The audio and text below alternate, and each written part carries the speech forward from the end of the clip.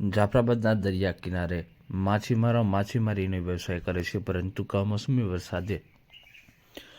લાખો રૂપિયાનું નુકસાન પહોંચાડ્યું છે. એક માછીમારી બોટને 5 લાખથી વધુનું નુકસાન પહોંચ્યું છે.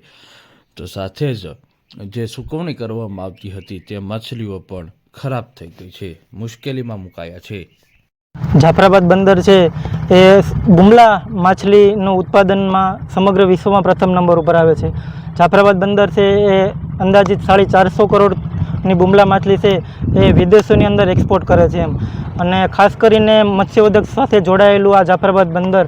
અંદાજિત 25,000 થી 30,000 લોકો છે એ આ મત્સ્ય ઉદ્યોગ અને બુમલા માછલીની સુકવણી ઉપર છે એ નભે છે અને 1995 બાદ ભાજપની સરકાર છે ગુજરાતની અંદર છે અને આજે 2025 એટલે કે 30 વર્ષ છે આ 30 વર્ષના સમયગાળાની અંદર આજે પણ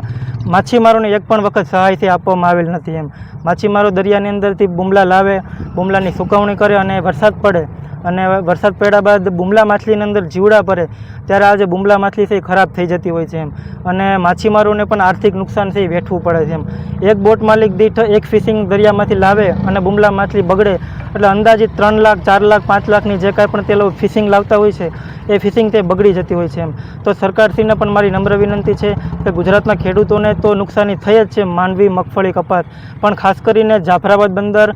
ચાંચ બંદર, શિયાળ બેટ, ધારા બંદર જે બંદર કોલમીનું ઉત્પાદન કરે છે એ લોકોને પણ લાખો રૂપિયાની નુકસાની આવી છે. તો જાફરાબાદ જ બંદર નહીં પણ તમામ બંદરો જે બુમલાનું ઉત્પાદન કરે છે અને કોલમીની સુકવણી કરે છે તે લોકોને પણ, તે ધંધાર્થીઓને પણ સરકાર દ્વારા સહાય કરવામાં આવે તેવી ગુજરાતના મુખ્યમંત્રી માનનીય શ્રી ભૂપેન્દ્રભાઈ પટેલને મારી નમ્ર વિનંતી છે. આ બધા જેટલા બંદરો છે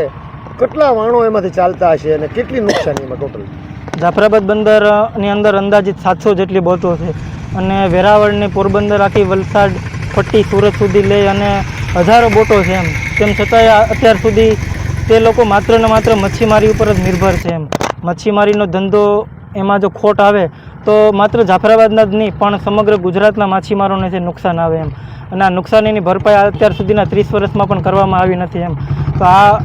સૂતી ગયેલી સરકારને મારી નમ્ર વિનંતી છે કે આ ટર્મની અંદર તમે ખેડૂતોને સહાય આપી સાથે સાથે માછીમારોને પણ સહાય આપે એવી મારી નમ્ર વિનંતી. કેટલી નુકસાની છે ટોટલ આવશે?